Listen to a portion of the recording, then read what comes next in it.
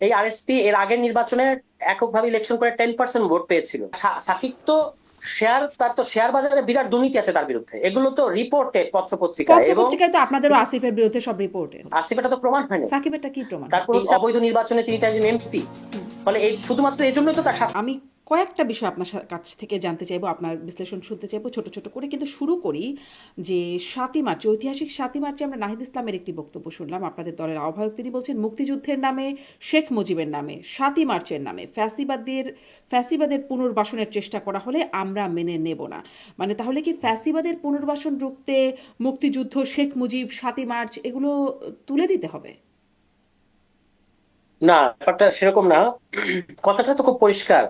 কথাটা হচ্ছে যে আপনি এই আমাদের ইতিহাসের যেগুলো আমাদের অর্জন, মুক্তিযুদ্ধ এবং তার সাথে সংশ্লিষ্ট যত ইতিহাস আছে, যেমন ৭ মার্চ এবং অন্যান্য দিবস, এগুলোকে ঢাল বানিয়ে যদি ফ্যাসিবাদীরা মনে করে যে তারা পলিটিক্সে স্পেস করে নেবে, সেই চেষ্টা সফল হবে না, এটাই হচ্ছে বক্তব্য। অর্থাৎ আপনি যারা ধরুন চিহ্নিত জুলাইয়ের আসামি, পলাতক আসামি, ঢাকা ইউনিভার্সিটিতে আজকে এরকম ঘটনা ঘটেছে যে আপনার ছাত্রলীগের পলাতক আসামি যার বিরুদ্ধে জুলাইয়ের হত্যা মামলা আছে, সে হয়তো দেখা যাচ্ছে ৭ মার্চের ভাষণ প্রচার করার জন্য রাস্তায় নেমে পড়ছে। এবং স্বাভাবিকভাবেই যখন ছাত্ররা বাধা দিচ্ছে, তখন এটা ফ্রেমিংটা এরকম হচ্ছে যে দেখো ৭ মার্চের ভাষণ প্রচার প্রচার করতে গিয়ে এখন ইমি কি বাংলাদেশে। হত্যা মামলার আসামি ছিল?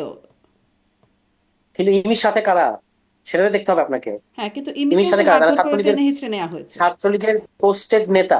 ইমির ডাকে তারা এসেছে এবং তারা ছাত্রলীগের পোস্টেড নেতা হুম। যারা ইমির সাথে ছিল। ফলে স্বাভাবিকভাবেই ইমির মানে যখন এরকম একটা পরিস্থিতি, যখন এখনো আওয়ামী লীগ বা ছাত্রলীগের সন্ত্রাসীরা নানাভাবে আপনার একটা স্পেস খোঁজার চেষ্টা করছে, তখন আপনি যদি সেই স্পেস বরাদ্দ করেন তাদেরকে, হ্যাঁ, তো তাহলে তো এটা সন্দেহ করাই যাবে। আর তাছাড়া ইমির নামে হত্যা মামলা নাই ঠিকই, কিন্তু ইমি কিন্তু একসময় ছাত্রলীগ করতেন। হুম। বাট সেটা সেটা অসুবিধা নাই, সে নাগরিক হিসেবে তার সকল অধিকারের পক্ষে আমরা। কিন্তু এই যে আজকে তিনি যে কাজটা করতে চেয়েছেন, এটা তো প্রকারান্তরে আসলে ফ্যাসিস্টদেরকে একটা স্পেস করে দেওয়ার কেন প্রক্রিয়ার মধ্যে ঐতিহাসিক তিনি। ৭ই মার্চের ভাষণ বাজাবে? তাতে ফ্যাসিস্টদের কেন মানে জায়গা করে দেওয়া আমি হচ্ছে? সেটাই বললাম, আপনি দেখেন তার সাথে কারা ছিল। তার সাথে ছিল সবাই, যে দুজনকে আমরা দেখতে পেয়েছি, পরে আরো ২-৩ জন, তারা সবাই ছাত্রলীগের পদধারী ছিলেন এবং আপনাদের এরা সাথেই তো এতদিন ছাত্রলীগের সার্জিস হাসনাত, তিনারা মানে সার্জিস অন্ততপক্ষে তারাই তো ছাত্রলীগের ছিলেন। তখন তো তারাও বঙ্গবন্ধুর গুণগান গাইতেন, তা না? তাই না? এই নিয়ে আপনার সাথে আগেও কথা হয়েছে। ছাত্রলীগের সার্জিসের কি পোস্ট বা ছিল, ধরে কি নুরুল হক কোনো নূর। পদ ছিল? হুম। সেটা তো অনেক আগে, এরপরে তারা তো নিজেদেরকে প্রমাণ করেছেন। হাসনাতের কথা বলা হয়, হাসনাতের আসলে ছাত্রলীগের কখনো কোনো পদ ছিল না, হুম। এটা কেউ কখনো দেখাতে পারেনি। হুম। সার্জিসেরও কোনো পদ ছিল না, তারা হলে ছিলেন, এটা সত্য। কিন্তু তাদের নেতৃত্বে ঢাকা বিশ্ববিদ্যালয়, যেমন সার্জিসের নেতৃত্বে ঢাকা বিশ্ববিদ্যালয়ের 16 তারিখ অথবা 17 তারিখ, 16 তারিখ সম্ভবত, সবচেয়ে বড় ছাত্রদের যে মিছিলটা, সেটা হয়েছিল সার্জিস এবং হাসনাতের নেতৃত্বে। ফলে অবশ্যই তারা তো নিজেদেরকে প্রমাণ করেছে। ছাত্রলীগের সবাইকেই যে আমরা মানে বাংলাদেশে থাকতে দেবো না, আমরা তো কোনোদিন এই কথা বলি নাই। আপনি যদি কোটা আন্দোলনে ছাত্রলীগের অনেকেই ছিল, হুম। মানে নিম্ন পদস্থ কিংবা ছাত্রলীগের শেল্টারে থাকে এরকম অনেকেই ছিল। তারা তো এখন মানে ঢাকা বিশ্ববিদ্যালয়ে আছে কিংবা বিভিন্ন রাজনৈতিক দলের ছাত্র সংগঠন যুক্ত হচ্ছে। এটা নিয়ে তো কোনো আপত্তি নাই। কিন্তু কিন্তু যারা ৭ই মার্চের ভাষণ বাজালে আপনাদের আপত্তি কেন? তারা যদি ৭ই মার্চের ভাষণ বাজায়, তাহলে তাদেরকে টেনে হিচড়ে মারতে মারতে নিয়ে থানায় কেন দিয়ে আসতে হবে? তারা তারা তারা বাজাতে পারবে না, কারণ এই মুহূর্তে ছাত্রলীগ বা আওয়ামী লীগ হচ্ছে নিষিদ্ধ ঘোষিত। ছাত্রলীগ তো নিষিদ্ধ ঘোষিত ছাত্র সংগঠন, আর আওয়ামী লীগের সাংগঠনিক কার্যক্রম নিষিদ্ধ। তো তার ফলে জন্য তারা কি যদি, মানে তার জন্য কি মোসাদ্দেকরা গিয়ে মারতে মারতে দিয়ে আসতে পারে? ছাত্রলীগের নিষিদ্ধ সংগঠনের রাস্তায় যদি পাওয়া যায় তো? তাদেরকে পুলিশে ধরিয়ে দেওয়া যে কোনো নাগরিকের কর্তব্য। তাদেরকে পুলিশে ধরিয়ে দেওয়া মানে যারা তাই হলো নাকি? আপনার নিষিদ্ধ ঘোষিত ছাত্র সংগঠনের, অবশ্যই। আমি যদি একটা জুলাইয়ের একজন ক্রিমিনালকে আমার আশেপাশে পাই, আমি তো চেষ্টা করবো তাকে মারতে পুলিশের হাতে মারতে নিয়ে সোপর্দ গিয়ে করার। পুলিশের কাছে দিয়ে আসা টেনে হিচড়ে? না, মারামারি হয়েছে কিনা আমি জানি না, সেখানে মারধর করাটা অবশ্যই অবশ্যই অনুচিত হবে। হয়েছে। হ্যাঁ। কিন্তু হ্যাঁ, মারধরের ওই অংশটুকু আমি হয়তো সমর্থন করবো না, কিন্তু এর বাইরে বাকি যে প্রক্রিয়া, অর্থাৎ তাদেরকে পুলিশ পর্যন্ত, কারণ তারা তো একটা আনরেস্ট তৈরি করতে চাচ্ছে এবং তারা এই ৭ মার্চ কিংবা মুক্তিযুদ্ধের আবেগটাকে পুঁজি করে তারা আসলে একটা আনরেস্ট তৈরি করতে চাচ্ছে। ফলে অবশ্যই মুক্তিযুদ্ধের এই এক্ষেত্রে আবেগটা নিয়ে সতর্কতা। আপনারা কি কিছু করলেন? মানে ৭ই মার্চের তো একটা আবেগ আছে, একটা ঐতিহাসিকতা আছে। সেটা নিয়ে তো আপনারা কিছু কি করলেন? আমরা এই যে গত ২ মার্চ যখন আপনার পতাকা উত্তোলন দিবস গেল, আমরা কিন্তু সেটা উদযাপন করেছি। ৭ মার্চ? আমরা ৭ মার্চেরও আমরা, এটা ইতিহাসের যতটুকু এটার প্রাপ্য বা ইতিহাসের যেখানে এটা অবস্থান করে অবশ্যই সেটাকে আমরা ইতিহাসের অংশ মনে করি। কিন্তু এই মুহূর্তে 7 মার্চকে উদযাপন করার তো একটা আলাদা রাজনৈতিক মানে আছে। এটার থেকে তো আমরা মানে আহ, কি বলবো যে অসচেতন না। মানে ৭ই হ্যাঁ, মার্চকে মানে উদযাপন করলে আলাদা রাজনৈতিক মানে হবে, সেটি একটা ইতিহাসের একটা মানে নিজস্ব কোনো জায়গা নাই, সেটি একটা রাজনৈতিক মানে হয়ে যাবে যদি উদযাপন করা হয়। অবশ্যই আছে, কিন্তু যখন এখনো আমাদের আমাদের ভাইদের রক্ত ঝরছে, যে যিনি বলেছেন যে আমরা আমাদের শত্রুর সাথে ইনসাফ করব তাকেও মেরে ফেলা হয়েছে, ছাত্রলীগ আওয়ামী লীগের লোকজনই মারছে, তখন তো 7 মার্চ আমরা মানে প্রচার এত নিরীহ ভাবে প্রচার করলে হবে না। এটা তো একটা খুব মানে নাইভ স্টেপ হবে যে আমরা সবকিছু থেকে দূরে রেখে আলাদা করে একটা 7 মার্চ উদযাপন করবো। 7 মার্চ এগুলোর সাথে জড়িয়ে আছে, এবং বিশেষত যখন 7 মার্চকে সংবিধানের মধ্যে যুক্ত করার মধ্য দিয়ে শেখ হাসিনা এটাকে যখন তফসিলে যুক্ত করলেন তার মানে অবৈধ প্রক্রিয়ায়, সেটা করার মধ্য দিয়ে কিন্তু মানে আমাদের সংবিধানকে এক ধরনের আমি বলবো যে দলীয়করণ করেছেন তিনি। হুম। কারণ 7 মার্চটা বাংলাদেশে এটা আওয়ামী লীগই এটাকে ঘটা করে তাদের রাজনৈতিক পুঁজি হিসেবে পালন করে এসেছে, তো সেটাকে যখন আপনি একটা জাতিসংঘ সংবিধানের এটাকে মধ্যে যুক্ত করেন, রেকগনিশন দিয়েছে। অফকোর্স আমি তো না করছি না, আমি তো অস্বীকার করছি না, কিন্তু আপনি যেটাকে নিয়ে যে 17 বছর যে রাজনীতি করেছেন এবং এটা থেকে যে ফায়দাটা নিয়েছেন, হুম। আপনার সমস্ত অগণতান্ত্রিক শাসন, সমস্ত অগণতান্ত্রিক সিদ্ধান্ত এবং স্বৈরাচারী সিদ্ধান্ত আপনি এই সমস্ত ইতিহাসের এই সমস্ত উপাদানকে ঢাল বানিয়েছেন, এগুলোকে ঢাল বানিয়ে তারপর করেছেন। ফলে স্বাভাবিকভাবেই সেগুলো যতদিন পর্যন্ত নিউট্রালাইজ হচ্ছে না, ততদিন পর্যন্ত এই উদযাপন করাকে বা এই যে 7 মার্চে ভাষণ প্রচার করাকে খুব নিরীহ ব্যাপার হিসেবে দেখার সুযোগ নাই। একটা সময় এসে এটা যখন আমরা হুম। ওই এটা কি বলে যে রিকনসিলিয়েশন এন্ড রিডেম্পশন প্রসেসটা সম্পূর্ণ করতে পারবো, তখন নিঃসন্দেহে আমরা আমাদের সমস্ত জাতীয় দিবসকে সমান গুরুত্ব দিয়ে উদযাপন করবো। কিন্তু এখন একটা বিশেষ এই জন্য পরিস্থিতিতে এখন আমরা আছি। জাতীয় দিবস থেকে এটাকে তুলে দেওয়া হয়েছে, এটা অবশ্য ডক্টর ইউনূস সরকারের আমলে করা হয়েছে। এটা তো কোনো জাতীয় দিবস না। হুম। ছিল সাত তো। মার্চ কি কোনো জাতীয় দিবস? ছিল তো, সেটাকে তুলে না, দেওয়া এটা হয়েছে। এটা এটা একটা এটা হ্যাঁ, এটা শেখ হাসিনা করেছিলেন, কিন্তু এর আগে এটা কখনো জাতীয় দিবস ছিল না। হুম। আমরা যখন ছোটবেলায় আমরা কি ছোটবেলায় মুক্তিযুদ্ধের বিভিন্ন দিবসকে শ্রদ্ধা জানাই নাই? জানিয়েছি। কিন্তু 7 মার্চকে আমরা ঐতিহাসিক দিবস হিসেবে স্মরণ করেছি সব সময়। কিন্তু এটাকে জাতীয় দিবস হুম। করা হয়েছে আওয়ামী লীগের আমলে, এবং আওয়ামী হুম। লীগের সিদ্ধান্তগুলো অবশ্যই ছিল আওয়ামী লীগের নিজস্ব রাজনৈতিক ক্যালকুলেশন অনুযায়ী। ফলে সেটার ব্যাপারে তো এখনকার এই আচ্ছা, ভিন্ন মানে যেহেতু পরিস্থিতিতে আওয়ামী লীগ এতদিন ডেফিনেটলি সেটিকে একটা ক্যালকুলেশনে রাজনৈতিক ক্যালকুলেশন ব্যবহার করেছে, সেজন্য এখন আর সেটিকে আপাতত করা যাবে না। আপাতত করা যাবে না। আচ্ছা। আপনি রাইটলি আপাতত শব্দটা হুম। ব্যবহার করেছেন, আপনাকে ধন্যবাদ। আচ্ছা, আচ্ছা, ঠিক আছে, আপাতত করা যাবে না। যদি কেউ করে সেখানে যদি তাদেরকে আবার সেটাও পুলিশের হাতে তুলে দিতে হচ্ছে। অবশ্যই অবশ্যই, যদি সেখানে ক্রিমিনাল থাকে, জুলাই হত্যা মামলার আসামি থাকে, তাকে তো অবশ্যই পুলিশের হাতে তুলে দিতে হবে। অনেক আসলে আরো অনেক আসামিরাই ঘুরে বেড়াচ্ছে, আপনারা কি সবাইকে এরকম তুলে দেওয়ার দায়িত্ব, মানে তুলে দেওয়ার দায়িত্ব সবাই হাতে নিবে এখন আসামি দেখলে? না, সবাই সবাই হাতে নেবে না, ব্যাপারটা এরকম না। আমি যেটা বললাম যে যেমন ঢাকা বিশ্ববিদ্যালয় এলাকায় ছাত্রলীগের পদধারী যারা যারা জুলাইয়ের হত্যা মামলার আসামি, তাদেরকে তো ওই ছাত্ররা চেনে। হুম। ফলে তারা যখন তাকে শনাক্ত করতে পেরেছে, হ্যাঁ, তখন তো তাকে ধরিয়ে দেওয়াটা দেবেই, আচ্ছা। এটা খুব স্বাভাবিক। এবং আচ্ছা। আপনি করছেন আবার শাহবাগ খানার সামনে। হুম। হ্যাঁ, মানে মানে মানে সে মানে তো আমি নিজেই তো এই শাহবাগ চিন্তা খানার সামনে। করছিলাম যে যদি এরকম সবাই, এখন অনেকেই মামলার আসামি ঘুরে বেড়াচ্ছেন যাদের এভাবে যদি সবাই ধরে ধরে মেরে মেরে পুলিশের হাতে দিতে থাকেন, তাহলে আসলে পরিস্থিতিটা কেমন হবে সেটিও একটু ভিজুয়ালাইজ না করার না না, চেষ্টা সেটা করছিলাম। সেটার কথা বলা হয় নাই। পুলিশের দায়িত্ব আসামিরা কোথায় আছে সেটা শনাক্ত করে ধরা। এটা এখানে অন্য কারোর কোনো সুযোগ নাই। কিন্তু যদি আমার সামনে বা আমাদের সামনে এরকম চিহ্নিত কোনো সন্ত্রাসী আমরা জানি যে অমুক বাড়িতে আছে, তখন পুলিশকে ইনফর্ম করা তো আমাদের নাগরিক হ্যাঁ, দায়িত্ব। পুলিশকে আপনি ইনফর্ম যদি করা, জানেন যে হ্যাঁ পুলিশকে ইনফর্ম করা যেতে পারে, কিন্তু মারতে মারতে নিয়ে গেল এবং পুলিশ তাদেরকে ধরলো, না যারা না, মারতে আমি তো মারতে বললাম যে নিয়ে গেল, মারা, টেনে হিচড়ে নিয়ে গেল, তাদেরকে হ্যাঁ, কিন্তু কিছু বললো না। এটা পুলিশ বলতে পারবে। পুলিশের উচিত আচ্ছা। হচ্ছে প্রত্যেক নাগরিককে, এমনকি যারা অপরাধী, তাদেরও মানে মানবাধিকার রক্ষা করা, এটা পুলিশের দায়িত্ব এবং আদালতের দায়িত্ব, এটা রাষ্ট্রের দায়িত্ব। তাহলে সেটা আপনারা কি বলবেন যে যারা আসলে এই টেনে হিচড়ে নিয়ে গেল বা মারধর করলো, তাদেরকে পুলিশ যেন তাদের বিরুদ্ধে আইনি ব্যবস্থা নেয়? না, আপনি আপনি মানে ঘটনা বাদ দিয়ে ঘটনার প্রতিক্রিয়া নিয়ে যদি বেশি মনোযোগ দেন তাহলে তো হবে না। না, আগে তো মূল প্রতিক্রিয়াটাও ঘটনাটা তো দেখতে আইনি হবে হতে যে হবে, তাই না? বেআইনি প্রতিক্রিয়া কি হওয়া যাবে? বেআইনি প্রতিক্রিয়া হবে না। কিন্তু ঢাকা বিশ্ববিদ্যালয় এলাকায় আপনি জানেন যে ঢাকা বিশ্ববিদ্যালয় এলাকায় শিক্ষার্থীদের এক ধরনের স্বায়ত্তশাসন রয়েছে, এবং সেখানে যদি তারা তাদেরই পূর্বতন সহপাঠী কোনো আসামিকে ফ্রিলি মুভ করতে দেখে, তাহলে স্বাভাবিকভাবে তারা সংক্ষুব্ধ হয়। ঘটনাগুলোকে সে কারণেই দেখতে হবে। ইতিপূর্বে ঢাকা বিশ্ববিদ্যালয় অনেক সময় হুম। অনেক গুরুত্বপূর্ণ রাষ্ট্রপ্রধান কিংবা রাষ্ট্রের গুরুত্বপূর্ণ পদধারী ব্যক্তিদের কিন্তু ছাত্ররা ঢুকতে দেয়নি, আপনি জানেন তো। হুম। সেগুলো কিন্তু অ্যাপারেন্টলি বেআইনি। মানে আপনি যদি তর্ক করতে চান তাহলে সেটা অবশ্যই বেআইনি তাহলে ঘটনা হ্যাঁ, হ্যাঁ। ঘটেছে। হুম। কিন্তু ছাত্ররা তো রাজনৈতিক অ্যাক্টর, পলিটিক্যাল অ্যাক্টর, ফলে তারা কিছু পলিটিক্যাল মুভ নিবে, এটাও স্বাভাবিক, এটাও আমাদেরকে খেয়াল রাখতে হবে। আচ্ছা, আপনার অবস্থান স্পষ্ট। আমি একটু আরো কিছু যা আমার অবস্থা বিষয়। সবসময় স্পষ্ট সব জি, বিষয়ে। জি। আপনি যা বলছেন সেটি স্পষ্ট। মানে সেটি এখন মানুষের গ্রহণ করার জায়গাটা, মানুষ কিভাবে গ্রহণ করছে সেটা তাদের উপরে। তারা নিশ্চয়ই এটাকে বিবেচনা করবেন। আপনার আপনার অবস্থানটা আপনি স্পষ্ট করেছেন।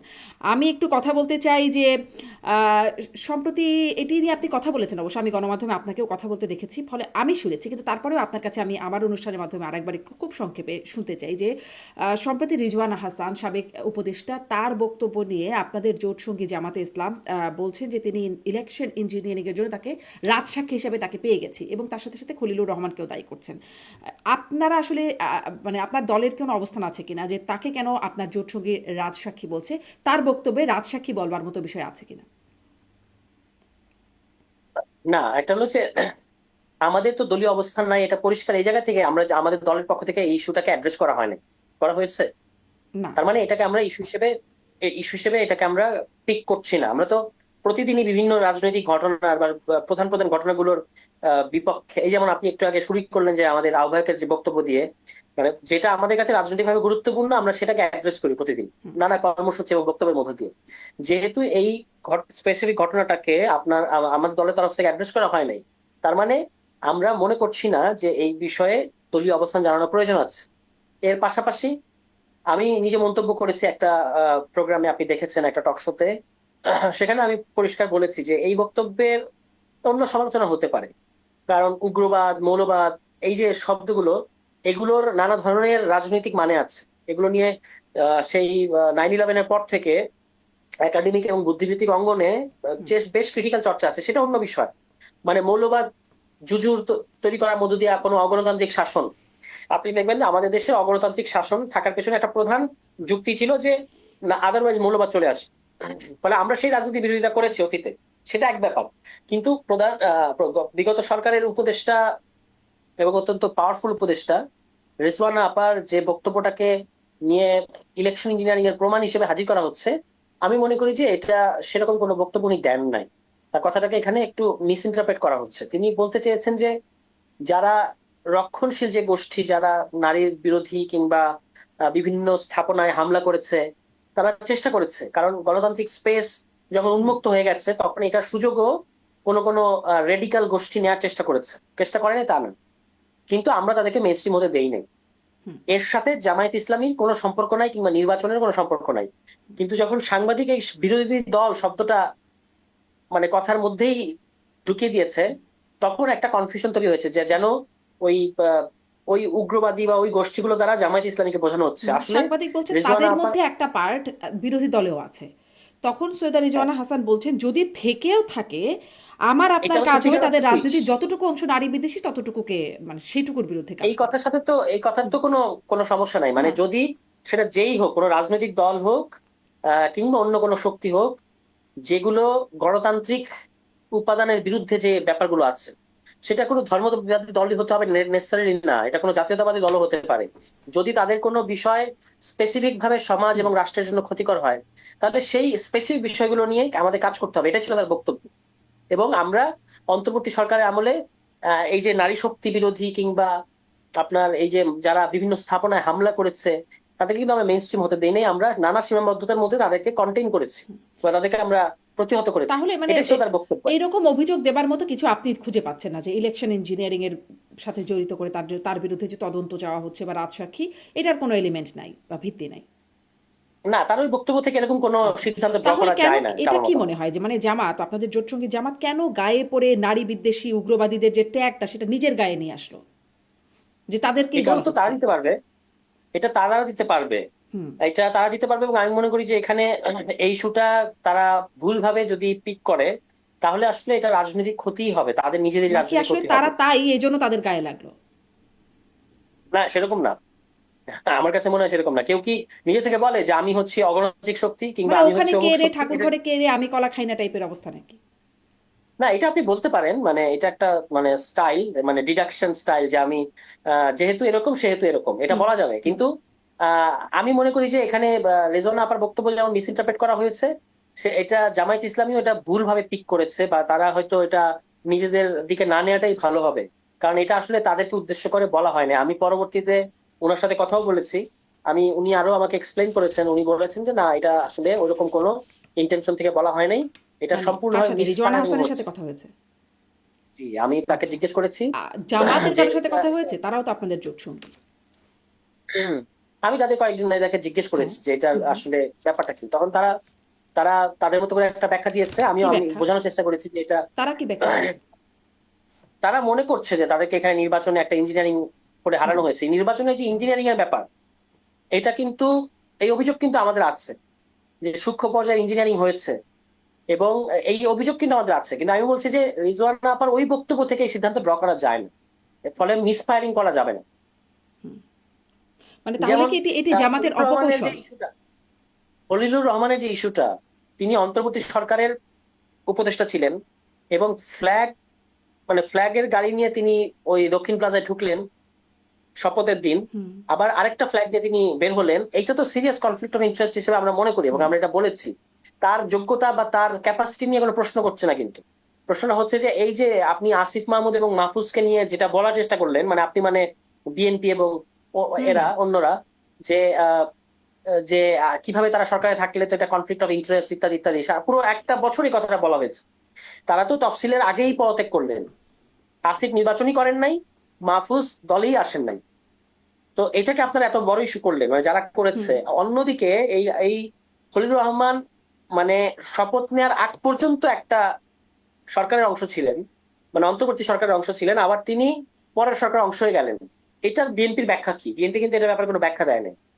জি, আর সেটার ভিতরে আমরা আসলে কোনো ব্যাখ্যা পাই নাই যে কোন ব্যাখ্যায় সেটি করা হচ্ছে। বিএনপির কাছ থেকে আসলে এই ব্যাখ্যাগুলো পাওয়া যাচ্ছে না, যে বিভিন্ন রদবদলে কোনটা কোন ব্যাখ্যায় করছে সেটি কোনোটাই পাওয়া যাচ্ছে না। আমি যেহেতু আপনাদের জোট সঙ্গী জামাত, ফলে এই আপনি প্রশ্নটা এদিকে একটু বেশি মনোযোগ দিলে ভালো হবে। কোন দিকে? এই যে বিএনপি যে ব্যাখ্যাহীন একটা অবস্থায় আছে, হ্যাঁ, এবং বিএনপির এই সাথে যে কথা নিয়োগ বলার যেগুলোর সুযোগ কথা যখন আপনি, হয় তখন এই প্রশ্নটা সবসময় করি ভেরি যে ইম্পর্টেন্ট। যে কেন আসলে এই বিষয়ে ব্যাখ্যা দিচ্ছে না, জবাবদিহিতাটা আসলে জায়গাটা কোথায় থাকছে, সেই ব্যাখ্যাটা নিশ্চয়ই আমরা তখন করি। এই জন্য আপনি যেহেতু আছেন, আপনাদের বিষয়গুলোর জবাবদিহিতা আপনার কাছে জানার চেষ্টা করছি, বা আপনাদের জোট সঙ্গীদের বিষয়টাও আপনারা কিভাবে দেখছেন সেটি একটু জানবার চেষ্টা করছি। আপনি কি মনে করেন যে আমাদের সাথে জোট করে এখন নির্বাচনের পরবর্তী রাজনীতি থেকে আপনারা লাভবান হচ্ছেন নাকি ক্ষতিগ্রস্ত হচ্ছেন?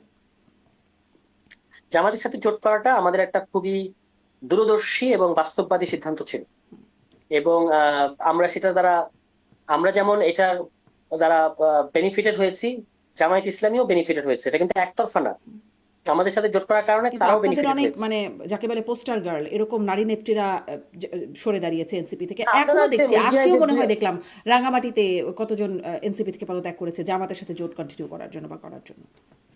জামাতের সাথে জোট করার কারণে আজকে পদত্যাগ করেছে। হ্যাঁ, আমি সম্ভবত আজকে দেখছিলাম রাঙামাটিতে ওকে, এনসিপি নেতারা কয়েকজন পদত্যাগ আচ্ছা। করেছেন। হ্যাঁ, দল বড় হচ্ছে, দলে আসা এবং দল থেকে চলে যাওয়া, এটা একটা স্বাভাবিক ঘটনা হিসেবে আমরা দেখবো। আর যাদেরকে পোস্টার গার্ল বললেন, তারা মিডিয়ায় পরিচিত, এটা সত্য। কিন্তু আমাদের দলের তো, আমাদের এনসিপি, যুব শক্তি, ছাত্র শক্তি, এই যে আজকে আমরা এখন আমাদের এখানে রাত 12টা বেজে গেছে, অর্থাৎ 8 তারিখ হয়ে গেছে। আজকে নারী দিবসে আমাদের নারী শক্তির আত্মপ্রকাশ করছে। বিপুল পরিমাণ তরুণ নারীরা এই দলে যুক্ত হচ্ছেন প্রতিদিন, এবং আগ্রহ দেখাচ্ছেন। আমরা যখন বিভিন্ন জায়গায় যাচ্ছি, তখন আমরা দেখতে পাচ্ছি যে নারীদের দিক থেকে কিরকম সাড়া, বিভিন্ন বয়সের নারীদের। ফলে সেইটাও খেয়াল করতে হবে। আমরা শুধু দুই একজনকে নিয়ে যদি দেখাই যে তাদের মাধ্যমে এখন এনসিপি তে কোনো নারী নাই, ব্যাপারটা কিন্তু তা না। আর যখন তারা ছিলেন, যাদের কথা বললেন, তাদেরকে কিন্তু নারী নেত্রী হিসেবে দেখা হয়নি। তারা ধরেন ধরেন আমাদের একজন পিসি মেম্বার ছিলেন। পিসি মানে আমাদের সর্বোচ্চ ফোরাম, পলিটিক্যাল কাউন্সিল। এই ফোরামের একজন সদস্য ছিলেন তাসলিম জারা। তো নাসিরুদ্দিন পাটোয়ারিও একজন পিসি মেম্বার, তাসলিম জারা একজন পিসি মেম্বার। দলের কাছে নাসিরুদ্দিন পাটোয়ারিও একজন নেতা, তাসলিম জারাও নেতা। যখন তাসলিম জারা পদত্যাগ করলেন, তখন হয়ে গেল নারী নেত্রী।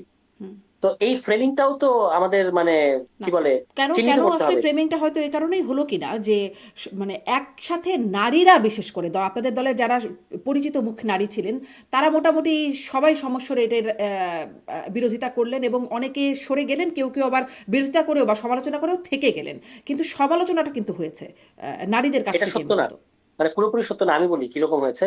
স্পেসিফিক ভাবে 5জন, হ্যাঁ 6জন, 6জন নারী, যারা জেন্ডারের দিক থেকে নারী, আমাদের দলের লিডার, তারা এটার বিরোধিতা করেছেন। এবং আরো 7জন চিঠি দিয়ে এটা আহ্বায়কের এই সিদ্ধান্তের পক্ষে অবস্থান নিয়েছে। তাদের কথাটা কিন্তু মিডিয়া আসে নাই। হ্যাঁ, তারাও চিঠি দিয়ে, ওই 6জন যারা দেখা করে বলেছেন যে আমরা চাই কারণ দল ওই ছয়জনকেই সেটা আমরা না চান। বেশি চিনি, আমাদের চেনা মুখ, তাদের হ্যাঁ, ব্যাপারে কথা রাইট, বলি, হ্যাঁ সেটাই। গণমাধ্যমে তারা হ্যাঁ আসেন। হ্যাঁ। না, এখানে তো গণমাধ্যমের আপনার একটা রাজনীতি আছে। গণমাধ্যমের রাজনীতিটা হচ্ছে গণমাধ্যম যেটা এনসিপি বিরোধী সেটাকে মানে পোর্ট্রে করতে বেশি পছন্দ করে। কিন্তু এই যে যেটা মানে দলের পক্ষে, সিদ্ধান্তের পক্ষে, এটা তারা মানে চাই, তাদের সামনেই আছে, কিন্তু কেন তারা এটা পিক আপনারা করবে না। গণমাধ্যমের সাথে কি করেন যে গণমাধ্যম আপনাদের বিরোধী প্রচারণা করতে পছন্দ আমরা করে? কিছু করি নাই। আপনি আপনি যে কালের কণ্ঠের মতো পত্রিকা, আজকেও দেখলেন যে তারা ইউনূস সরকারকে অবৈধ সরকার বলেছে। তাদের কাছে কিছু করতে হবে নাকি? তারা এগুলো সবই, আপনি জানেন যে, আপনি নিজে মিডিয়ায় লম্বা সময় ছিলেন, যে এই মিডিয়াগুলো কাদের media, who own this media. ফলে স্বাভাবিকভাবেই তাদের একটা রাজনীতি আছে, তারা তো ওখান থেকে সরে আসেন নাই। এই কালের কণ্ঠ, বাংলাদেশ প্রতিদিন সহ বসুন্ধরা গ্রুপের পত্রিকাগুলো পুরো 1.5 বছর যেভাবে আমাদের চরিত্র হনন করেছে, যেভাবে মিথ্যা নিউজ করেছে, এগুলো একটাও সাংবাদিকতার মধ্যে পড়ে না। আমি আপনাকে আরেকটা উদাহরণ দিই। আসিফ মাহমুদের কথিত দুর্নীতি, হুম। 400 কোটি টাকার দুর্নীতি, এটা নিয়ে 1.5 বছর আমাদেরকে ব্যাশিং করা হলো, প্রশ্নের মুখে জর্জরিত করা হলো। কিন্তু যখন দুদক তার এপিএস কে ক্লিয়ারেন্স দিল, হুম। তখন কি সেটা নিয়ে কোনো আলোচনা আছে? আপনি দেখতে পাচ্ছেন? আলোচনা নাই। গাজী সালাউদ্দিন তানভীর, আপনার মনে থাকবে, হুম। আমাদের আরেকজন, যাকে আমরা মানে সমস্ত কিছুর চাপে যাকে আমরা দল থেকে অব্যাহতি দিয়েছিলাম, তাকেও কিন্তু নিষ্পত্তি পত্র দিয়েছে দুদক। তো আপনি যদি ইম্পার্শিয়াল থাকতে চান, তো ওটা কি আপনাকে দুদক ওটাও, আসলে ওই যে আগে বলা হতো দুদক যা মানে অপরাধী ঢুকবে সেখান থেকে ক্লিন চিট নিয়ে বের হবে, সেরকম একটা জায়গায় কি দুদক আছে এই জন্য এরকম হচ্ছে? এখন দুদক যদি তাদের বিরুদ্ধে অপরাধগুলো মানে যে অভিযোগগুলো, এগুলো যদি প্রমাণ করতো, তখন আমরা বলতাম দুদক স্বাধীন প্রতিষ্ঠান, তাই না?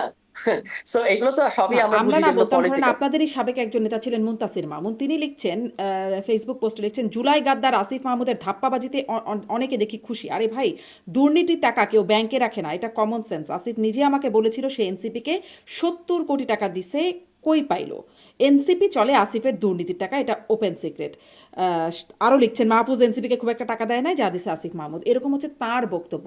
এবং সেই সাথে আমি একটু মিলিয়ে প্রশ্ন করতে চাই, 70 কোটি টাকা দেওয়ার যে বিষয়টা সেটি যদি আপনি বলতে চান একটু শুনবো। আর আসিফকে নিয়েই কেন, ধরেন মাহফুজ আলমও ছিলেন, তার বিরুদ্ধে খুব একটা না, টুকটাক একটু একটু শোনা গেছে কখনো, কিন্তু সেটি নিয়ে খুব একটা খুব মানে আলোড়ন তোলে নাই। নাহিদ ইসলাম, তার বিরুদ্ধে খুব একটা শোনা যাচ্ছে না। এই আসিফ মাহমুদকে নিয়ে কেন গণমাধ্যম মানে সবখানে এত আলোচনা? কারণ হচ্ছে আসিফ মাহমুদ জেনুইনলি গত অন্তর্বর্তী সরকারের আমলে জেনুইনলি যারা বিভিন্ন গুরুত্বপূর্ণ সিদ্ধান্ত নিয়েছে এবং পাওয়ারফুল লোকের বিরুদ্ধে অবস্থান নিয়েছে, সে কারণে আসিফ মাহমুদ টার্গেট। ঢাকা নাহিদ দক্ষিণের ইসলামরা সিটি নেন নাই, কর্পোরেশনের নাহিদ ইসলাম মাহফুজ আলম তারা আসলে জেনুইন নেন নাই সিদ্ধান্ত সেটা নেন। না। আস না, সেটা না, মানে ব্যাপারটা হচ্ছে যে আসিফ মাহমুদের মন্ত্রণালয়টা এমন ছিল যে সেখানে, যেমন ধরুন ঢাকা সিটি কর্পোরেশনের দক্ষিণের যে মানে আপনার ইশরাক সাহেব যখন নিজেকে মেয়র দাবি করে বসে পড়তে চাইলেন, শপথ নিতে চাইলেন, কিন্তু তখন কিন্তু আসিফ মাহমুদের মন্ত্রণালয় সেটা মানে সেটা করে নাই। তার কারণ হচ্ছে এটা জুরিসডিকশনের মধ্যে পড়ে না। ঠিক আছে। তারপর হচ্ছে আপনার তামিম ইকবাল, সরি, সাকিব আল হাসান। সাকিব আল হাসান যখন এখানে, আবারও সাকিব আল হাসান তো, তার ভূমিকা তো আমরা জানি গত আওয়ামী লীগের আমলে। তো সেটার বিরুদ্ধে আসিফ মাহমুদের একটা অবস্থান ছিল। আসিফ মাহমুদ নিজে এগুলো নিয়ে লিখেছেন কিন্তু, যে তিনি যদি এগুলোতে কোঅপারেট করতেন তাহলে তাকে নিয়ে এসব হতো না। কিন্তু যেহেতু তিনি কোঅপারেট করেন নাই এবং নতি স্বীকার করেন নাই, কাজেই তাকে আসলে এইভাবে আসলে তাকে সবসময় একটা চাপে রাখার চেষ্টা করা হয়েছে এবং তার ক্যারেক্টার অ্যাসাসিনেশন করার চেষ্টা করা হয়েছে। কিন্তু এখন আমি যেটা বলতেছিলাম সেটা এই হচ্ছে ক্যারেক্টার যে অ্যাসাসিনেশনটা মানে আপনাদের দলের ভেতরে বাইরে গণমাধ্যমে অন্যান্য রাজনৈতিক দল সবাই মিলে আসিফ মাহমুদকে ক্যারেক্টার অ্যাসাসিনেশনের চেষ্টা শুরু করলো। মানে ধরেন আমাদের দলের ভেতর আমার থেকে কেউ আপনার করেন। সাথে কথা বলছি এই কারণেও একটা বিশেষ কারণ যে আমার সর্বশেষ যে শোটা ছিল সেখানে আমি কথা বলছিলাম একজন প্রবাসী সাংবাদিক নাজমুস সাকিব, তিনি বলছিলেন, এবং এইটা শুধু তিনি না আরও বিভিন্ন জনে বলেছেন, সামাজিক যোগাযোগ মাধ্যমে আছে, তিনি আসলে প্রমাণ তার কাছে কিছুটা আছে বলে তার রেফারেন্স দিচ্ছি, যে তিনি বলছেন যে এই টাকাটা আসলে তো কেউ ব্যাংকের মাধ্যমে, মুনতাসির মামুনও যেটা বলছে যে কেউ কি দুর্নীতির টাকা ব্যাংকে রাখে, এটা ব্যাংকের মাধ্যমে হয় না, এটা হচ্ছে ক্রিপ্টোকারেন্সি বা বিট কয়েনের মাধ্যমে। সো দুদকের কাছে যাবে, ব্যাংক দেখে, ব্যাংক হিসাব টিসাব দেখে দুদক ক্লিন চিট দিয়ে দেবে, এরকম একটা ব্যাপারে গিয়ে দাঁড়াবে কিনা? এখন আপনি দেখেন, একটা সাধারণ ভাবে আমরা চিন্তা করি, আমার বিরুদ্ধে একটা দুর্নীতির অভিযোগ, তা বাংলাদেশে যে রাষ্ট্রীয় প্রতিষ্ঠানের যতটুকু ক্যাপাসিটি তার মধ্যে থেকে এটা মানে তদন্ত করতে হবে। এখন কোথায় ক্রিপ্টোকারেন্সি, কোথায় কি, এগুলো এই সমস্ত বায়বীয় কথায় আমরা তো কারোর বিরুদ্ধে, মানে তাকে দুদক ছাড়পত্র দিচ্ছে, তারপর আমরা তাকে কাঠগড়ায় দাঁড় করতে পারিনি, এটা তার প্রতি ইনজাস্টিস হবে। বাংলাদেশের যে ইনস্টিটিউশনাল প্রসেস, তার মধ্যে থেকে দেখা গেছে যে এই এই অভিযোগগুলো মিথ্যা। আপনার যদি মনে হয় যে না এটা হয় নাই, ওই সাকিব আল হাসানের সমর্থক নাম দিয়ে একদল লোক কিন্তু দুদকে গিয়ে একটা মব সৃষ্টি করে আসিফ মাহমুদের বিরুদ্ধে দুর্নীতির অভিযোগ, হুম। যেন অভিযোগ নেওয়া হয়, সেই চেষ্টা তারা করেছে। তো এটা তো একটা মানে প্রতিষ্ঠানকে আপনারা চাপ সৃষ্টি করতে চাইছেন, মানে যারা এই কাজটা করেছে। আমাদের তরফ থেকে তো আমরা আসিফ মাহমুদের পক্ষে, আসিফ মাহমুদ তো চাইলে 100 জন ছেলে পেলে দাঁড় করে দিতে পারতো দুদকের সামনে, যে আমাদের জুলাই গণ অভ্যুত্থানের নেতৃত্বকে এখানে অন্যায়ভাবে ফাঁসানো হচ্ছে ইত্যাদি ইত্যাদি, করতে পারতো কিনা? করতে পারতো, কিন্তু আমরা চেয়েছি যে এটা বিভিন্ন একটা, জায়গায় এবং করে আপনি আর কি, জানেন। জুলাই গণঅভ্যুত্থানের পক্ষে না, অনেকগুলো ছেলেকে দাঁড়ায়। সেটা অন্য বিষয়, সেটা নিয়ে আমি সব বিষয় নিয়ে তো আমি কথা বলবো না, আমি আচ্ছা। যেটা স্পেসিফিক হুম। বিষয় নিয়ে বলতেছি। আপনার আসিফ মাহমুদি কিন্তু তার এই মানে এই পুরো প্রক্রিয়ায় কোঅপারেট করেছেন, এবং তার একটা পুরোনো পোস্টও তিনি কালকে শেয়ার দিয়েছেন। আপনি হয়তো সেটা দেখেছেন যে তিনি তার এপিএস এর বিরুদ্ধে যে অভিযোগগুলো আছে সেগুলো যেন সুষ্ঠু তদন্ত হয়, এটার জন্য তিনি দুদককে বলেছেন যে ওকে আপনারা করেন, কোনো অসুবিধা নেই। এবং রানিং কোনো মিনিস্টার এরকম কি বলে সাহস কিন্তু এর আগে দেখায় নাই, আমাদেরকে সেগুলো অস্বীকার করা উচিত। এর বাইরে কে বলতেছে যে তার ক্রিপ্টোকারেন্সি আমরা এখন ধরে নিতে পারি? ধরেন আমাদের এখানে যারা এখন বিএনপির মন্ত্রী আছে, বিএনপির অনেক এমপি, অনেক মন্ত্রীর ব্যাপারে ঋণ খেলাপির অভিযোগ আছে। হুম। এবং অনেকে এবারে ক্যাবিনেটে আছে যারা অতীতে মন্ত্রণালয়ে ছিল এবং তাদের বিরুদ্ধে দুর্নীতির অভিযোগ আছে। কিন্তু আমি যদি এখন বলি যে তুমি দুর্নীতিবাজ মন্ত্রী, আপনি তখন বলবেন যে প্রমাণ দেখান, তাই তো? তাহলে এখন তো তাহলে আসিফ মাহমুদের ক্ষেত্রে ব্যতিক্রম হবে কেন? আসিফ মাহমুদের ক্ষেত্রে একই কথাই প্রযোজ্য হবে, যে আপনি যদি প্রমাণ করতে পারেন, প্রমাণ করেন। আর প্রমাণ করা ছাড়া বারবার তাকে আপনি চাপিয়ে দিবেন কেন? যে সে, মানে আমরা তো কতগুলো ধারণার উপর কথা বলতে পারি না। হুম। না, পারি তো। ধারণার উপরেই তো মানে এখনো ২ বছর ধরে জেলখানায় আছেন অনেক নেতাকর্মী, আওয়ামী লীগের নেতা থেকে শুরু করে সাংবাদিকরা একটা ধারণার উপরে চলে আসে। তারা কিছুই প্রমাণ হয় নাই। সেটা তো পারে তাহলে, তাই না? যে শুধুমাত্র ধারণার উপরে বা অভিযোগের না না উপরে। না, এটা হচ্ছে, এটা আরেকটা বিষয়। এক একটা বিষয় আমরা এক এক ভাবে কথা বলবো। মানে যেমন ধরুন নতুন যে প্রসিকিউশন, আপনার এটা সিরিয়াস কনসার্ন থাকা উচিত। নতুন যে প্রসিকিউশন এই সরকার আসার পরে হুম। গঠিত হলো, তারা এসে প্রথম যে স্টেপটা নিল সেটা হচ্ছে জুলাইয়ের ওই যে রামপুরার যে মামলা, ওই যে কার্নিশে হুম। ঝুলেছিল তারপর তাকে গুলি করা হয়েছে, হ্যাঁ পুলিশ গুলি করছিল, এই মামলাটার রায় তারা পিছিয়ে দিল। হ্যাঁ, তো এটা একটা সিরিয়াস কনসার্ন থাকা উচিত। এর বাইরে যদি কেউ অন্যায়ভাবে আটক থাকে, সুনির্দিষ্টভাবে আমরা সেটা নিয়ে অবশ্যই কথা বলবো, যে কাউকে অন্যায়ভাবে আটক কিংবা আমরা ধারণা করে যে সে আওয়ামী লীগ সুতরাং তাকে অ্যারেস্ট করতে হবে, কোনো গ্রাউন্ড ছাড়া কাউকে অ্যাটাক করা যাবে না বা আক্রমণ করা যাবে না, এটা আমরা কখনো সমর্থন করি না। কিন্তু ধরুন কোনো সাংবাদিক যদি বলে যে প্রধান উপদেষ্টা ডক্টর ইউনূসের ঘর বাড়ি তো পুড়িয়ে দেওয়া উচিত, প্রধান উপদেষ্টা ডক্টর ইউনূস এবং এই ছাত্র নেতাদের বাড়ি ঘরে তো হামলা করা উচিত, তখন এটা কি আপনি ফ্রিডম অফ স্পিচ হিসেবে বিবেচনা করবেন নাকি ইনসাইটমেন্ট অফ ভায়োলেন্স হিসেবে বিবেচনা করবেন? এটাও কিন্তু একটা বড় প্রশ্ন, হুম। তাই না? তখন আপনাকে কিন্তু সরকার, যে কোনো সরকারকে যদি সে ব্যবস্থা না নেয় তাহলে তো তার সরকারত্ব নিয়েই প্রশ্ন উঠবে। হুম। মানে আহ, সেটা ওই যে আমি বলছিলাম, যারা ইতিমধ্যে জেলখানায় আছেন তাদেরকে, তাদের বিরুদ্ধে তো মানে তাদেরকে ছাড়ার ব্যাপারে, তাদের প্রতিকারের ব্যাপারে তো কোনো কথা হচ্ছে না। তাদেরকে তো ধারণার ভিত্তিতেই আটকে রাখা হয়েছে, তাই না?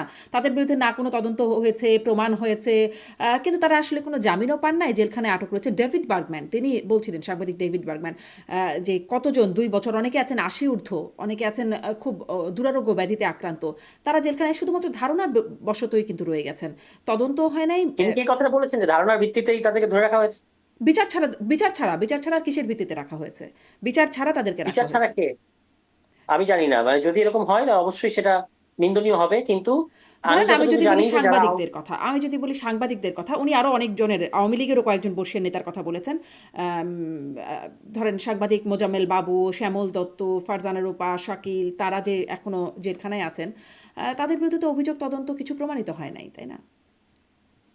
এটা, তাদের ব্যাপারটাকে এত নিরীহ, এত সরল, আপনি তো তাদেরকে ব্যক্তিগতভাবে চেনেন, একদম। তাদের গত 15 বছর ভূমিকা তো আপনি জানেন। এই মোজাম্মেল বাবুর কথা বললেন, হুম। তাকে কি আমরা সাংবাদিক হিসেবে ধরে এই কথাটা মানে বলার কোনো সুযোগ আছে? কিন্তু তাকে কি উনি খুনি তো হিসেবে গত তাকে জেলখানায় রাখার মানে গত সুযোগ আছে? না, তার তো একটা, তার তো একটা শাস্তি হতে হবে, মানে কিন্তু তিনি তিনি তো আছেন গত হত্যা রেজিমে, মামলায়, হত্যা চেষ্টা মামলায়। অবশ্যই মানে এই হত্যা চেষ্টা মামলায় তারা তো শেখ হাসিনাকে নানাভাবে বুদ্ধি পরামর্শগুলো দিয়েছেন এবং এগুলো সমর্থন করেছেন। এবং তারা সাংবাদিক হলেও যথেষ্ট প্রভাবশালী ছিলেন গত সরকারের আমলে।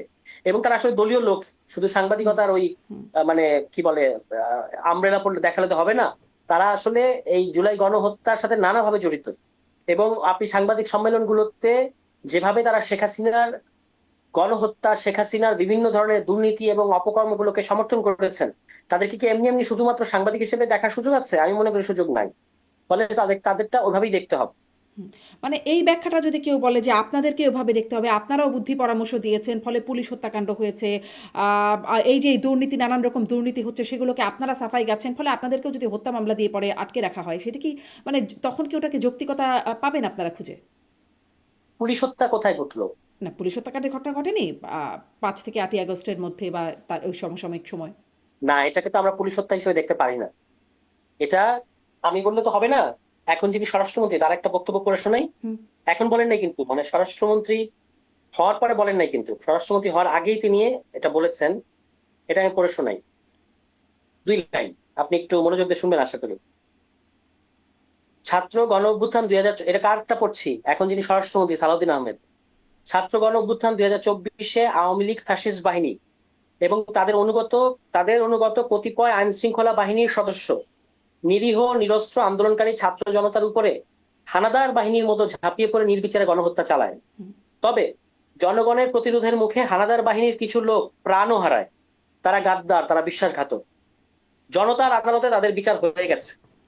সুতরাং যৌক্তিক কারণে তাদের বিচার গণ অভ্যুত্থানের যুদ্ধের ময়দানে সম্পন্ন হয়ে গেছে।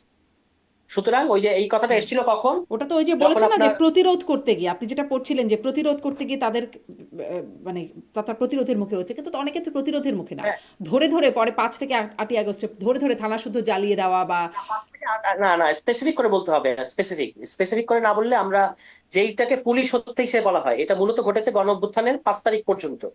এবং সেই সময় বাংলাদেশের জনগণের যে আর পরিমাণ তারপরে আউটরেজ যেগুলো হয়েছে ছিল। সেগুলোর বিচার করা উচিত। সে পরে কি হয়েছে, পরে কোনটা হয়েছে, আপনাকে স্পেসিফিক ভাবে না বললে আমি বুঝতে পারবো না। যদি সেই কোনো স্পেসিফিক ঘটনায় মানে স্পেসিফিক ভাবে কেউ মামলা করে, সেটার যদি মেরিট থাকে তাহলে অবশ্যই সেটা যাচাই বাছাই করে দেখা হবে।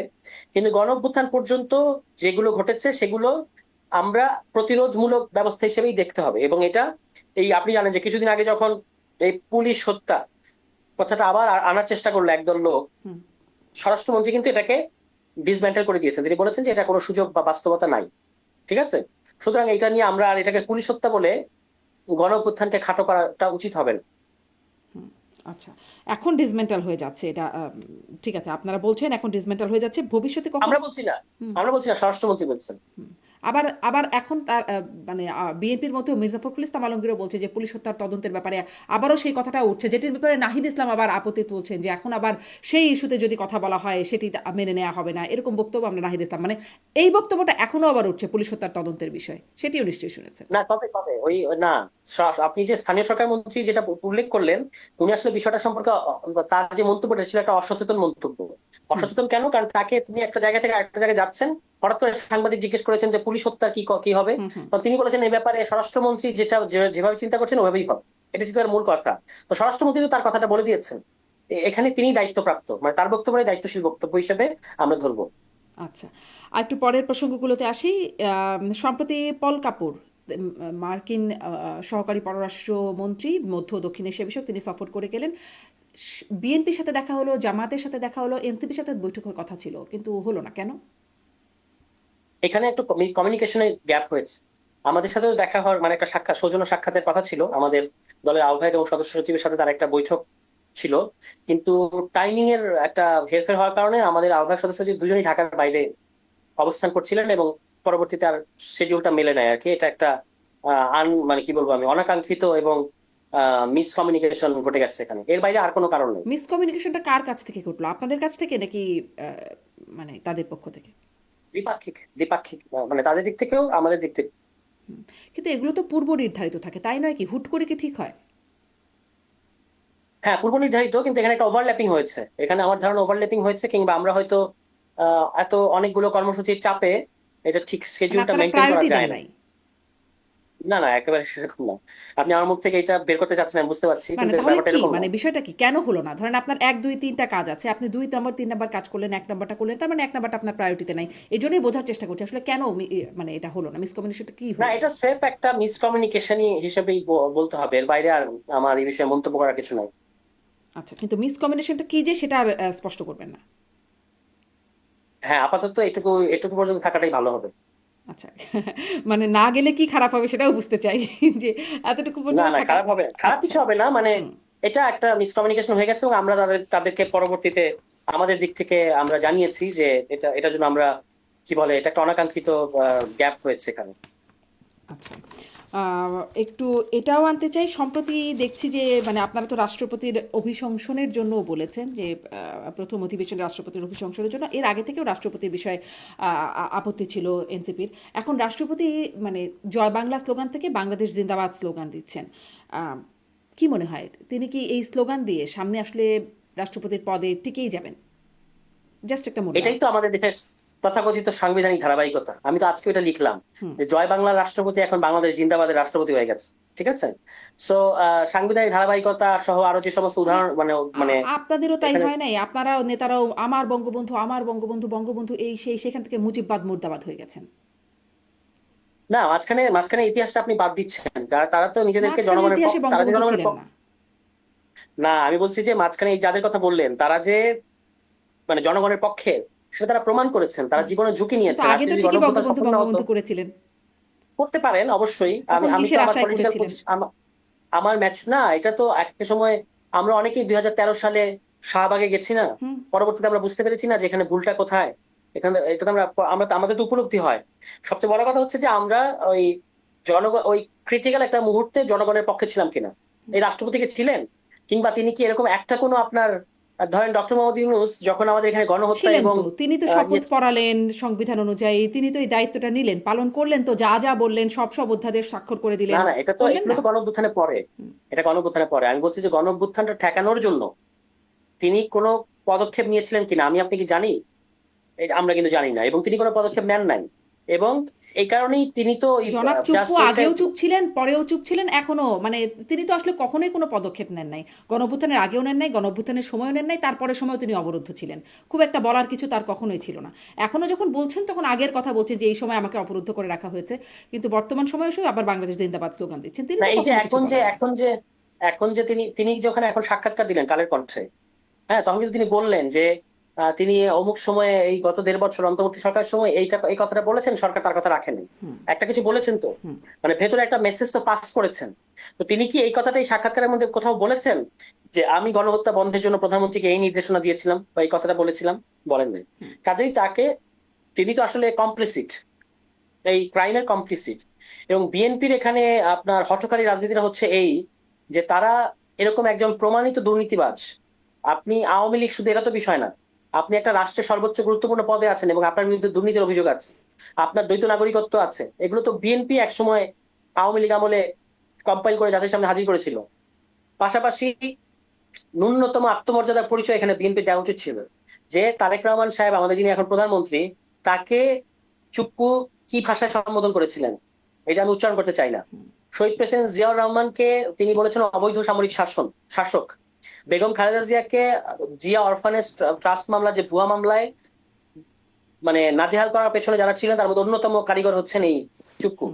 এবং তিনি নানাভাবে শপথ লঙ্ঘন করেছেন, তার সাংবিধানিক পদের অপব্যবহার করেছেন, মানে তাকে এটি অনেক এটি কি আগে এই সরিয়ে বার্তা দেওয়া উচিত দিচ্ছেন, ছিল। মানে আপনি নেগেটিভ জায়গাগুলো তুলে ধরছেন যে হ্যাঁ এগুলোর একটা বাস্তবতা আছে, আবার এই বার্তাও কি এর মাধ্যমে দেওয়া যায় কিনা যে তিনি আসলে প্রতিশোধের রাজনীতি করছেন না, সংবিধানের যে ধারাবাহিকতা যেটির কথা বলেন তারা, যে সেই ধারাবাহিকতাটাই তারা আসলে রক্ষা করছেন, প্রতিশোধ পরায়ণতার বিষয়টা তাদের মধ্যে নাই। কে সাংবিধানিক প্রতিশোধ প্রণয়ত হবে কেন? আপনি যদি একটা লোক যদি সাংবিধানিক একটা পদে থেকে সংবিধানকে জনগণকে গণহত্যা করতে হবে, এটা কি আমাদের সংবিধানের মানে এটা এটা ঠেকানোটাই তো আপনার সাংবিধানিক দায়িত্ব। জনগণকে প্রোটেক্ট করে আপনার সাংবিধানিক দায়িত্ব, আপনি তো সেটা করেন নাই।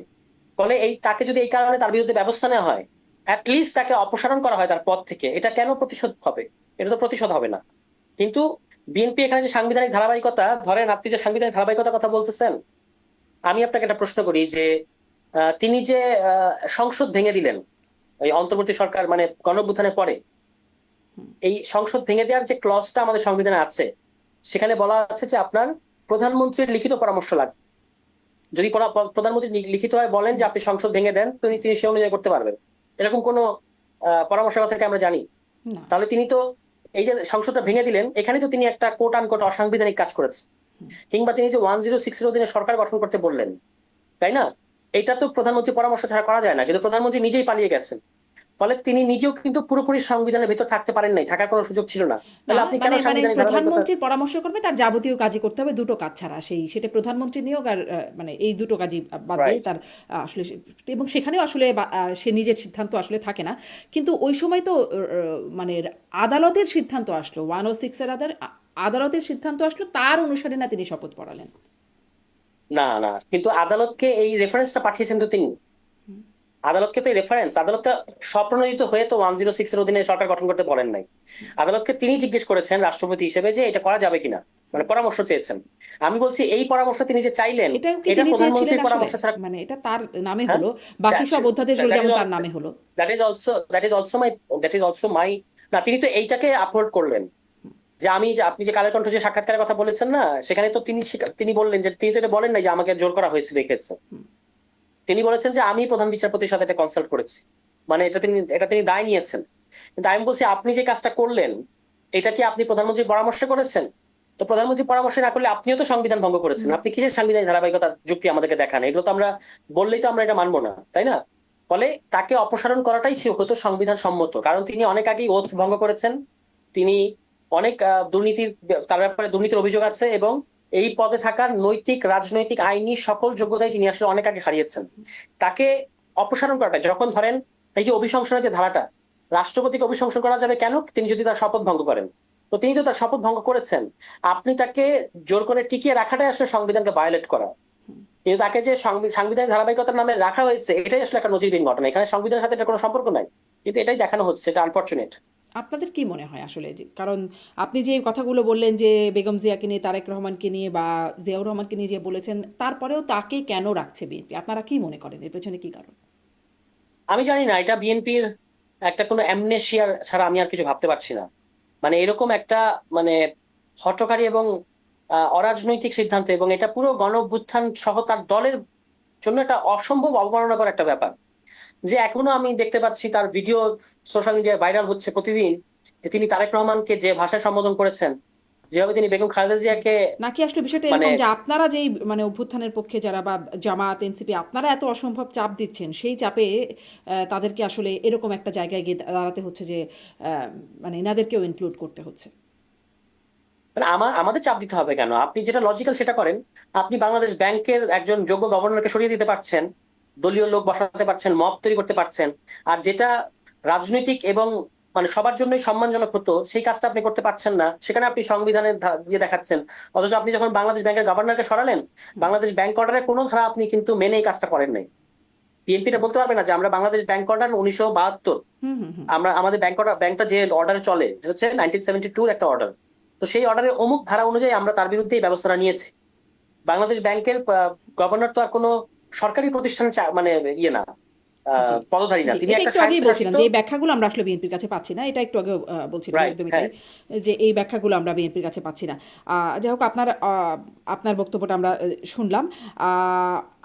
আরেকটা বক্তব্য, সেই পল কাপুরের বৈঠকের পরে পররাষ্ট্রমন্ত্রী, আলোচিত পররাষ্ট্রমন্ত্রী খলিলুর রহমান, তিনি বলছেন যে এই যে বাণিজ্য চুক্তি হলো, তার আগে বিএনপি এবং জামাতের সাথে আলোচনা হচ্ছে এবং তাদের সম্মতিতে, সম্মতি শব্দটা ব্যবহার করছে। এনসিপিও কি জানতো এই বিষয়টি? জামায়াত ইসলামীর পক্ষ থেকে এটা অস্বীকার করা হয়েছে। অস্বীকার করা হয়েছে মানে বলা হয়েছে যে এটা মিথ্যা কথা। আমাদের সাথে কোনো এই ধরনের কোনো আলোচনা তৎকালীন সরকার বা হুম। সরকারের পক্ষ থেকে করা হয়নি। এটা আসলে খলিলুর রহমান সাহেব মিথ্যা বলেছেন। আচ্ছা সুতরাং এটা তিনি এই চুক্তি করবেন বা এই চুক্তি মানে টেনে নিয়ে যাবেন, এই কারণেই হয়তো তাকে সরকারে রাখা হয়েছে, এই সরকারেও, এগুলো আমরা বুঝতে পারি, আপনি বুঝতে পারেন।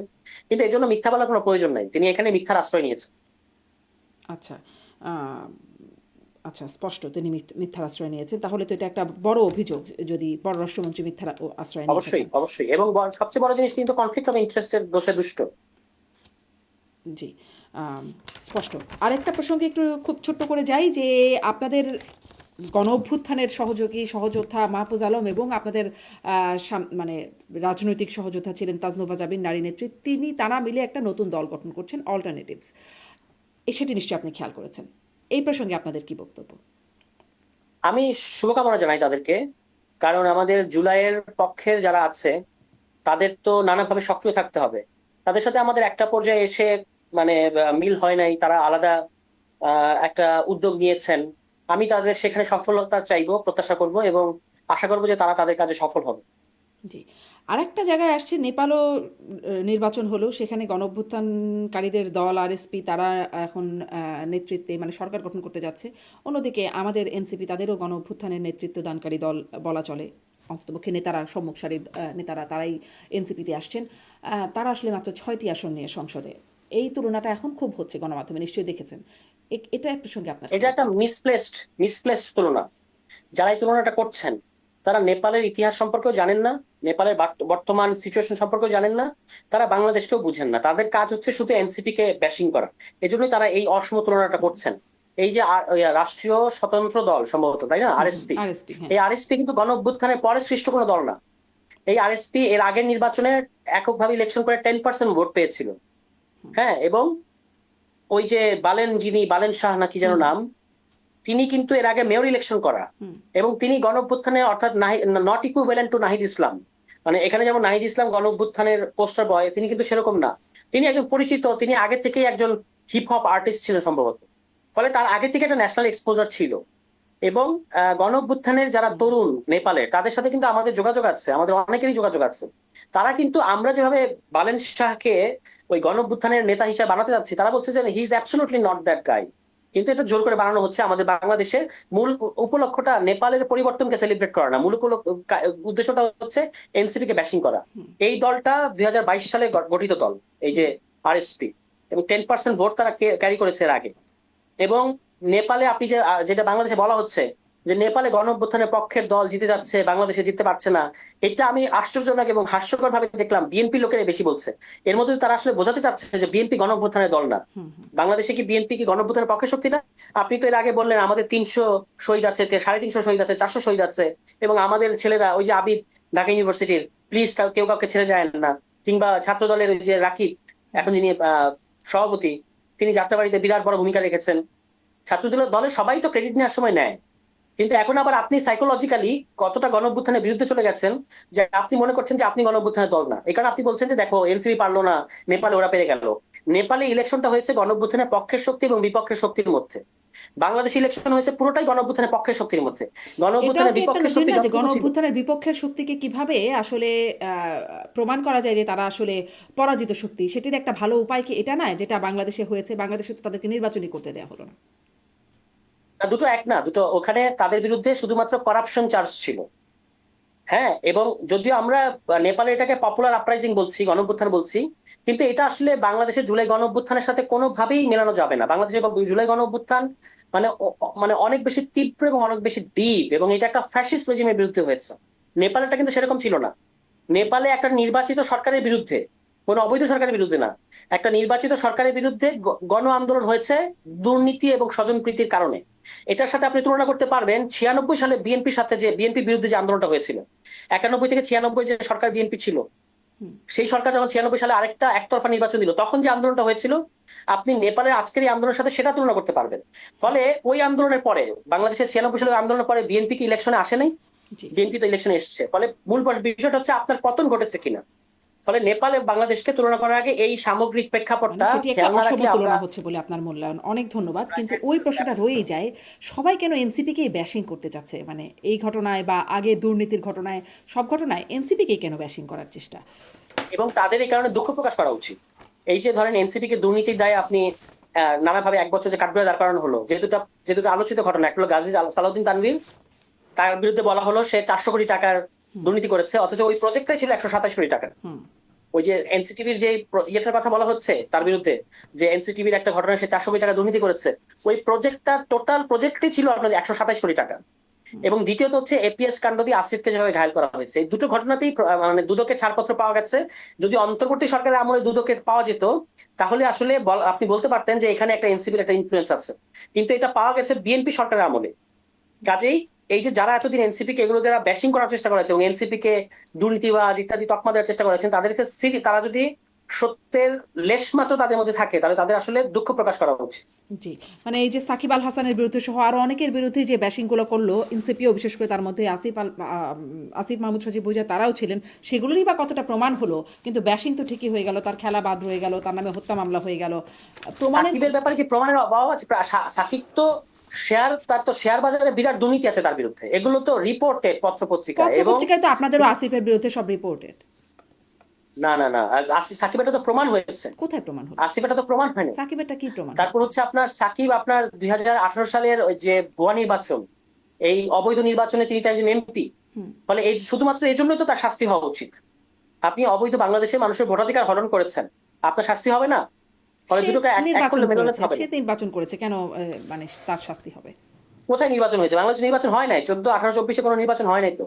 না, 24-এ তিনি ভোট চেয়েছেন, মানুষ যারা ভোট দিয়েছে দিয়েছে, না দিয়েছে না দিয়েছে, আর কোথাও কোথাও না, 18 গন্ডগোল সালে হয়েছে, তিনি এমপি ছিলেন মানে কোন গোজামিল নির্বাচন? 18 হয়েছে। সালে নির্বাচনে ছিলেন না? হুম।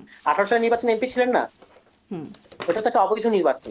তো ওই অবৈধ নির্বাচনে আপনি যদি অংশ নেন এবং সেটার মাধ্যমে আপনি এমপি হন, অবশ্যই আপনাকে তো এর জন্য অ্যাকাউন্টেবল মানে শিকার হতে হবে।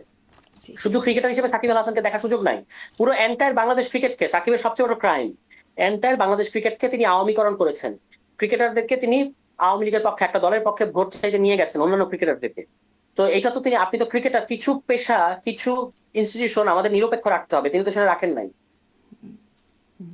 আচ্ছা, এইরকম অভিযোগে সাকিবকে করা যায়, আর যেইগুলো গণমাধ্যমে আসছে সেগুলো প্রমাণ না হওয়া পর্যন্ত আসিফ মাহমুদের বিরুদ্ধে কোনো ব্যবস্থা নেওয়া, তা সেটাই। প্রমাণ না হওয়া পর্যন্ত না, দুদক কর্তৃক আপনি নিষ্পত্তিপত্র আসার মানে হচ্ছে ইউ আর ডিসচার্জড। এখন তো অবশ্যই আপনি আপনি তো এটার ভিত্তিতে আর বলতে পারবেন না যে প্রমাণ না হওয়া পর্যন্ত। প্রমাণ তো হয়ে গেছে যে তার এই দুর্নীতি অভিযোগগুলো মিথ্যা অভিযোগ ছিল। না, আসিফের বিরুদ্ধে এখনো প্রমাণ হয় নাই, যদিও সেটি শুধুমাত্র ব্যাংক স্টেটমেন্টের উপরে। আসিফের বিরুদ্ধে তো কোনো দুদকের কোনো অভিযোগ নাই তো তার বিরুদ্ধে। তার মানে ব্যাংক অ্যাকাউন্টের হিসাব চাওয়া হয়েছে না, এটা একটা তদন্তেরই তো অংশ হিসাবে নিশ্চয়ই। ব্যাংক অ্যাকাউন্ট হিসাবটা তিনি নিজেই উন্মুক্ত করে দিয়েছেন, এবং তিনি তো ওই মন্ত্রী পরিষদ যখন পদত্যাগ করেন তখন তো তিনি প্রণোদিত হয়ে মন্ত্রী পরিষদে তার সমস্ত ব্যাংক অ্যাকাউন্টের আপনার তলব করেছেন, মানে জমা দিয়েছেন জি, তদন্ত। এখন এখন দেখার বিষয় সেই ক্রিপ্টোকারেন্সি বা বিটকয়েন যে অভিযোগগুলো আসছে সেগুলোরও কোনো তদন্ত হয় কিনা, বা সেগুলোর তদন্তেও কিছু বের হওয়ার সুযোগ হয় কিনা। অনেক ধন্যবাদ সারোয়ার তুষার, অনেকক্ষণ কথা বললাম, ধন্যবাদ আপনাকে যুক্ত হবার জন্য। থ্যাংক ইউ আপনাকে, ধন্যবাদ। জি, দর্শক ধন্যবাদ সবাইকে।